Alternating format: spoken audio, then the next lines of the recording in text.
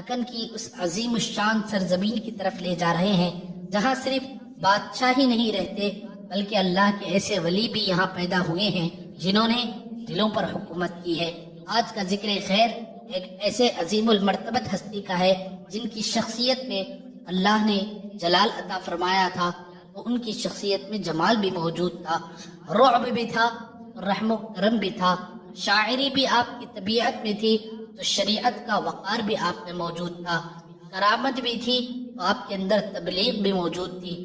وہ عظیم بزرگ جنہیں لوگ محبت سے کہتے ہیں حضرت سید عبد القادر لنگ بن جگت گرو رحمت اللہ علیہ المعروف ادر لنگا جگت گرو تو عالم شریف۔ معزز سامعین و ناظرین، اکثر لوگوں کے دل میں یہ سوال پیدا ہوتا ہوگا کہ ایک ولی کامل کے نام کے ساتھ لنگ بن اور جگت گرو جیسے الفاظ کیوں مشہور ہوئے؟ ان القابات کے پیچھے کیا راز ہوگا؟ معزز سامعین، آج ہم انشاءاللہ تعالی حضرت کی مکمل سیرت، کرامات، ہجرت، تبلیغ، نسب، القابات اور ان کی تاریخی واقعات کا ذکر کریں گے جنہوں نے ہمیشہ ہمارے دلوں میں جگہ بنا رکھی ہے۔ معزز سامعین، آپ سے گزارش ہے کہ آپ ہمارے چینل کو سبسکرائب کریں اور بیل آئیکن کو ضرور دبائیں اور پورے ویڈیو کو ضرور دیکھیں۔ معزز سامعین، حضرت سید عبد القادر جگت گرو رحمت اللہ علیہ کی ولادت باسعادت 30 جمادی الثانی 1040 ہجری یعنی 1040 پر 1 ہجری میں ہندوستان کی ریاست کرناٹک کے تاریخی شہر بیدر میں آپ کی ولادت باسعادت ہوئی۔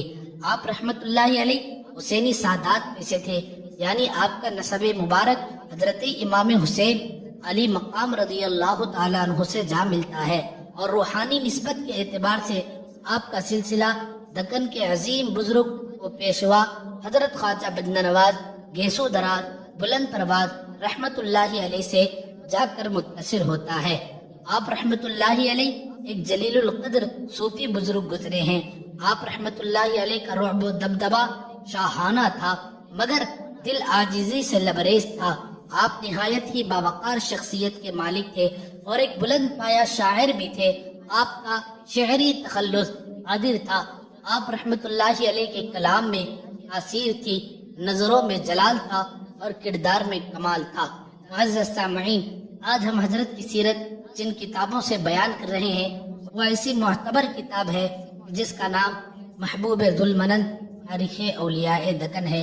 اس کتاب کے مصنف نے لکھا کہ حضرت قادر لنگا جگت گرو علیہ الرحمت و رضوان ابتدا میں یعنی شروعات میں آپ سپاہ گیری کے پیشے سے وابستہ تھے۔ گھوڑا، اسلحہ، ساز و سامان اور دنیاوی جاہ و مرتبہ آپ کے پاس موجود تھا، مگر اللہ تبارک و تعالیٰ نے آپ کے لیے کچھ اور ہی فیصلہ تیار کر رکھا تھا۔ آپ رحمت اللہ علیہ ایک دن بیجاپور کے سفر کے لیے روانہ ہوئے تو کسی نے خبر دی کہ اللہ کے ایک برگزیدہ بندے یعنی حضرت سید شاہ امین الدین اعلیٰ شیر خدا رحمت اللہ علیہ یہاں رہتے ہیں، آپ ان کی بارگاہ میں حاضر ہو جائیں۔ حضرت قادر لنگا جگت گرو علیہ الرحمت و رضوان حضرت سید شاہ امین الدین اعلیٰ شیر خدا رحمت اللہ علیہ کی بارگاہ میں حاضر ہوئے۔ حاضر ہونے کے بعد کچھ ہی لمحہ آپ وہاں بیٹھے تھے کہ حضرت امین الدین اعلیٰ شیر خدا تشریف لائے۔ جیسے ہی آپ کی تشریف آوری ہوئی اور اس عظیم اللہ کے ولی کی نظر حضرت قادر لنگا جگت گرو پر پڑی، آپ کے دل کی دنیا بدل گئی۔ دنیا جو آپ کے پاس موجود تھی وہ پھیکی پھیکی نظر آنے لگی، لیکن آپ کا باطن بیدار ہو گیا۔ آپ نے فوراً بازار کا رخ کیا، بازار پہنچے، اپنا سامان، گھوڑا، مال و دولت سب کچھ جو ہے وہ راہ خدا میں تقسیم کر دیا، سب کچھ اللہ کی راہ میں دے دیا۔ پھر آپ پلٹ کر اپنے مرشد گرامی کی بارگاہ میں حاضر ہوئے اور حاضر ہو کر عرض کرنے لگے، حضرت آپ مجھے اپنا مرید بنا لیجئے، مجھے اپنے حلقہ ارادت میں شامل فرما لیجئے۔ آپ کے پیر و مرشد حضرت سید شاہ امین الدین اعلیٰ شیر خدا رحمت اللہ علیہ نے فرمایا کہ اللہ تبارک و تعالیٰ نے تمہیں اسی کے لیے اللہ نے ہدایت عطا فرمائی ہے۔ تو آپ رحمت اللہ علیہ نے ان کو اپنے حلقہ ارادت میں شامل فرمایا، یعنی اپنا مرید بنایا، اور یہی اولیاء اللہ کی صحبت کا اثر ہوتا ہے جو تقدیر کو بدل دیتا ہے۔ اسی لیے تو کسی شاعر نے کہا تھا کہ نگاہ ولی میں وہ تاثیر دیکھی، نگاہ ولی میں وہ تاثیر دیکھی، بدلتی ہزاروں کی تقدیر دیکھی۔ معزز سامعین و ناظرین، حضرت امین الدین اعلیٰ شیر خدا رحمۃ اللہ علیہ نے آپ پر خصوصی توجہ فرمائی اور بڑے دن تک آپ رحمۃ اللہ علیہ آپ کی خدمت میں رہے اپنے پیر و مرشد کی، اور بہت ہی کم عرصے کے اندر آپ بڑے کمال پر پہنچ گئے۔ جب آپ کے کمالات کو آپ کے پیر و مرشد نے دیکھا تو آپ کو خلافت اور اجازت بھی عطا فرمائی۔ تاریخ ذوالمنن کے مصنف لکھتے ہیں کہ آپ رحمۃ اللہ علیہ کو خلافت چشتیہ یعنی چشتیہ سلسلے میں خلافت آپ کو حضرت امین الدین اعلیٰ شیر خدا رحمۃ اللہ علیہ سے حاصل ہے، اور قادریہ سلسلے میں خلافت آپ رحمۃ اللہ علیہ کو اپنے نانا حضرت سید شاہ محمود خوش دہان قادری رحمۃ اللہ علیہ سے حاصل ہے، اور یہ ایک بڑے پائے کے بزرگ گزرے ہیں۔ ان سے آپ کو سلسلہ قادریہ عالیہ میں خلافت و اجازت حاصل ہے۔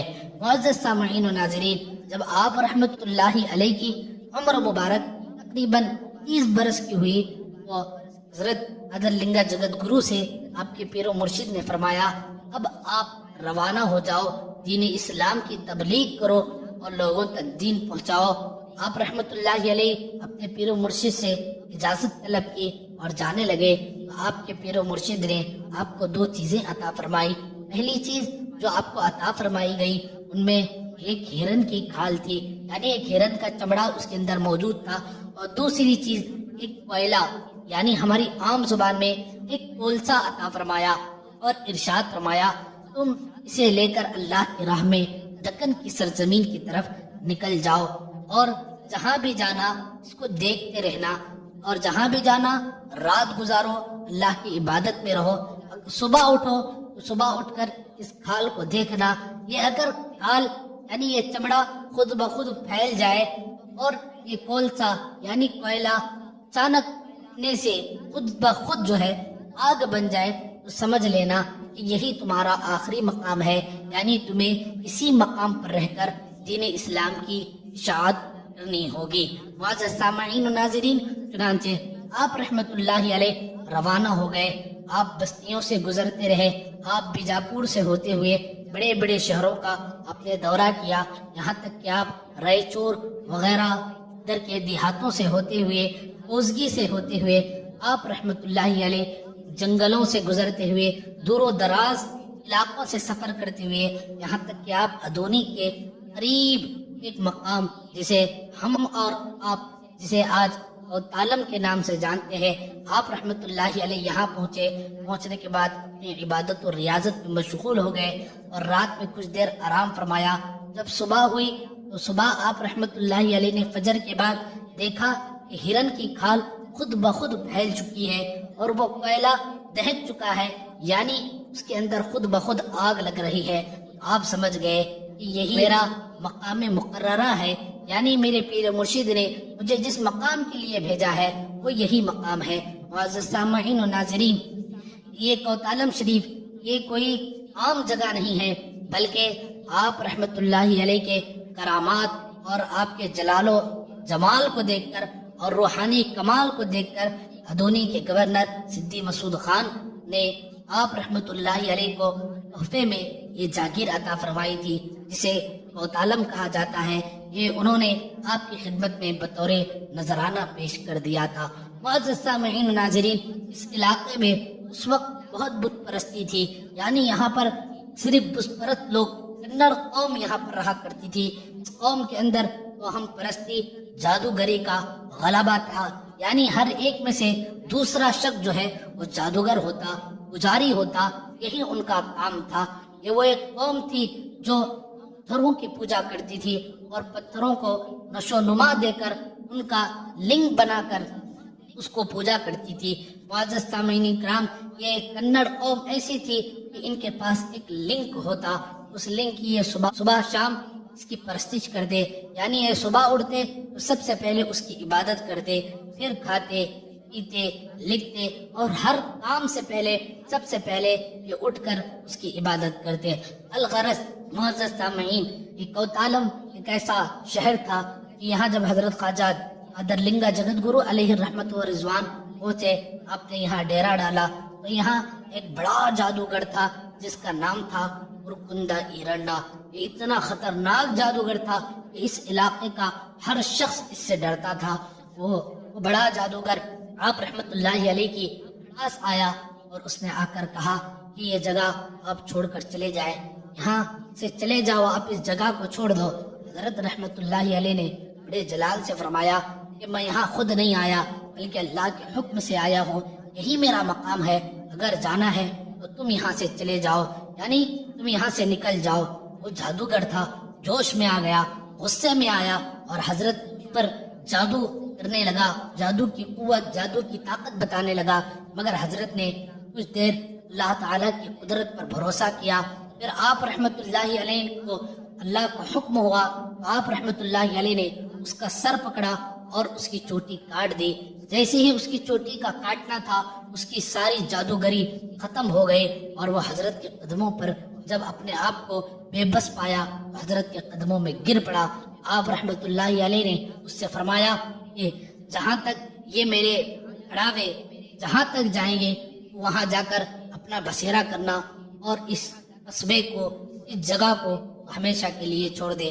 معزز سامعین کرام، وہ جادوگر وہاں سے تقریباً 6 کلومیٹر دور پر جا کر وہ بس گیا جسے رکندا ایرنڈا کہا جاتا ہے۔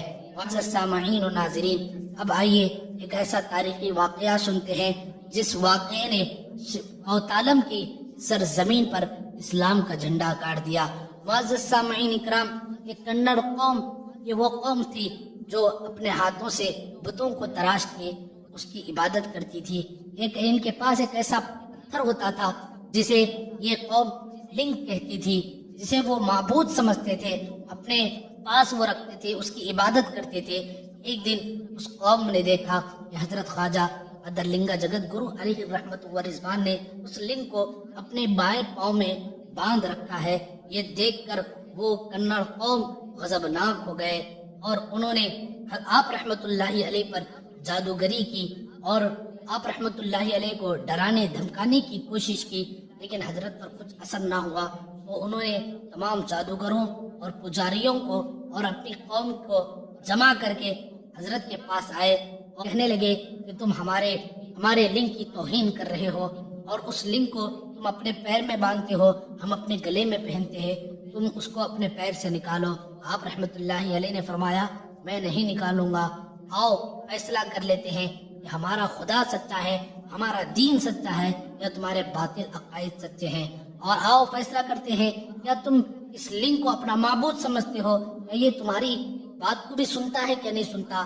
آج فیصلہ کر لیتے ہیں، تم اپنا لنگ لاؤ، میں اپنا لاتا ہوں، سب کو ایک کنویں میں ڈال دیتے ہیں، اگر تمہارا واپس آ جائے تو میں تمہارے لنگ کو پاؤں میں باندھنا چھوڑ دوں گا۔ چنانچہ تقریباً 5000 لوگوں نے جو اس شہر کے، اس گاؤں کے رہنے والوں تھے، جادوگر تھے، وہ اپنا اپنا لنک لے کر آئے اور آ کر حضرت نے اور ان تمام نے اپنے 5000 لنکوں کو جو ہے کنویں کے اندر ڈال دیا اور انتظار کرنے لگے کہ اب ہمارا لنک واپس آئے گا، اور وہ اپنے پوجا پاٹ کے ذریعے اور اپنی دیگر چیزوں کے ذریعے منتیں کرتے اور اسے بلاتے، لیکن وہ لنک ہے کہ وہ واپس آنے کے نام ہی نہیں لیتے۔ یہاں تک کہ کچھ عرصہ گزرا، 1 دن گزر گیا، 2 دن گزر گیا، یہ لوگ بڑے بڑے پجاریوں کو بلاتے، منتیں کرتے، جادو کرتے، منتیں مانگتے کہ آ جا ہم تیرے لیے یہ کریں گے وہ کریں گے، مگر یہ ایک پتھر بھی تھا، وہ واپس کیسے آتا؟ وہ واپس نہ آیا۔ آخرکار 3 دن گزر گئے، یہ لوگ ایسے تھے کہ اس لنگ کو دیکھے بغیر کھانا پینا بھی نہیں کھاتے تھے، کھانا بھی نہیں کھاتے تھے۔ تو اب ان کے اندر 3 دن گزر جانے کے بعد بھی جب ان کا لنگ واپس آتے نظر نہ آیا، آخرکار عاجز ہو کر یہ تمام لوگ حضرت خواجہ لنگا جگت گرو علیہ الرحمت و رضوان کی بارگاہ میں حاضر ہوئے اور آپ رحمت اللہ علیہ سے منت و سماجات کرنے لگے، معافی مانگنے لگے کہ حضرت ہم سے غلطی ہو گئی، آپ ہمیں معاف کر دیجئے۔ آپ رحمت اللہ علیہ نے فرمایا کیا چاہتے ہو؟ کہا آپ ہمارا لنگ اب ہمیں واپس کر دیجئے۔ حضرت رحمت اللہ علیہ کنویں کی جانب آپ نے نظر کرم فرمائی اور آپ نے حکم دیا کہ اے میرے لنگ، تمام لنگوں کو لے کر، یعنی وہ تمام جو پتھر نما لنگ تھے، جو کنویں میں تھے آپ نے ان کی طرف مخاطب ہو کر اپنے لنگ سے فرمایا کہ تمام لنگوں کو لے کر آ جا، تو وہ تمام لنگ جو پتھر کے تھے وہ پانی کی سطح پر آ کر کھڑے ہو گئے۔ پھر آپ رحمت اللہ علیہ نے لوگوں سے کہا کہ اپنی اپنی لنگوں کو لے لو، اور تمام لوگ وہاں کنویں پر پہنچ کر اپنے اپنے لنگوں کو پانی سے باہر نکال لیا۔ یہ منظر دیکھ کر لوگ حیرت زدہ رہ گئے اور ہزاروں افراد حضرت کے قدموں میں گر پڑے اور بے شمار لوگوں نے اسلام قبول کر لیا۔ اس واقعے کے بعد آپ رحمت اللہ علیہ کا لقب لنگ بند مشہور ہو گیا۔ لنگ بند کا معنی ہے یعنی لنگ کو باندھنے والے۔ آپ رحمت اللہ علیہ نے لنگ کو اپنے پیر میں باندھا، اس لیے لنگ بند کا معنی ہوا لنگ کو پیر میں باندھنے والے، اور باطل پرستی کو ختم کرنے والے کو بھی لنگ بند کہا جاتا ہے۔ اور جگت گرو کا معنی ہے یعنی دنیا کا رہبر، دنیا میں رہبری کرنے والے روحانی استاد اور سچے پیشوا کو جگت گرو کہا جاتا ہے۔ معزز سامعین و ناظرین، آپ رحمت اللہ علیہ کی بے شمار کرامتیں ہیں، لیکن ہمارا مقصد صرف کرامتیں بیان کرنا نہیں ہے، لیکن یہاں سرسری طور پر چند کرامتیں آپ کے بیان کی جاتی ہیں۔ روایتوں میں آتا ہے کہ ممتا پور نامی ایک گاؤں کے اندر ایک امیر شخص کی بیٹی کو سانپ نے ڈس لیا، وہ مر گئی۔ اس کا باپ بڑی جگہ لے کر گھوما پھرا، لیکن اس کی بیٹی کو کوئی زندہ نہ کر سکا۔ لیکن حضرت آپ رحمت اللہ علیہ کی بارگاہ میں وہ حاضر ہوا۔ آپ رحمت اللہ علیہ نے اللہ کی بارگاہ میں دعا فرمائی، اللہ تبارک و تعالیٰ نے اس بچی کو دوبارہ زندہ فرما دیا۔ اس کرامت کو دیکھ کر وہ امیر شخص اور اس کا پورا خاندان حرکہ ارادت میں داخل ہو گیا۔ معزز سامعین کرام، اسی طرح لنگ سگور نامی ایک گاؤں جو کرناٹک کے اندر موجود ہے، وہاں پر 870 کے قریب جو ہے جادوگروں کا وہ گڑھ تھا، اور جہاں وہاں پر جادوگری کا فتنہ تھا، آپ رحمت اللہ علیہ نے اپنی روحانی طاقت سے اللہ تعالیٰ کے حکم سے جادوگروں کے شر کو ختم فرمایا اور لوگوں کو، اس گاؤں کے لوگوں کو اپنے امن عطا فرمایا۔ یہ آپ رحمت اللہ علیہ کی کرامتیں تھی۔ آپ رحمت اللہ علیہ فقراء، درویشوں اور اللہ والوں سے بے حد محبت فرمایا کرتے تھے، ہمیشہ نیک صالحین کی صحبت اختیار فرماتے۔ آپ پر اکثر جذب و مستی کی کیفیت طاری ہوتی، یعنی آپ مجذوب تھے۔ مجذوب کسے کہتے ہیں؟ یعنی جو محبت الہی میں ایسا ڈوب جائے کہ دنیا اس کے سامنے بے معنی محسوس ہونے لگے، یعنی اس کے سامنے دنیا کی کوئی حیثیت نہ ہو، اس کو مجذوب کہتے ہیں۔ اسے ہر جگہ خدا نظر آئے، ایسے شخص کو مجذوب کہا جاتا ہے۔ معزز سامعین و ناظرین، آپ رحمت اللہ علیہ کی تاریخ نگاروں نے، سیرت نگاروں نے لکھا کہ آپ رحمت اللہ علیہ کا وصال تقریباً 1025 ہجری میں آپ کا وصال ہوا۔ آپ کے وصال کے وقت آپ رحمت اللہ علیہ کی عمر مبارک 84 ایئرس یعنی 80 پر 4 سال آپ کی عمر مبارک تھی۔ آپ کا مزار مبارک اور عالم شریف ضلع کرنول میں آج بھی موجود ہے۔ ہر سال ذی القعدہ کی 11، 12، 13 اور 14 تاریخ کو آپ کا عرس نہایت ہی شان و شوکت کے ساتھ منایا جاتا ہے، اور صدیاں گزر گئی مگر آج بھی آپ کا فیضان جاری و ساری ہے۔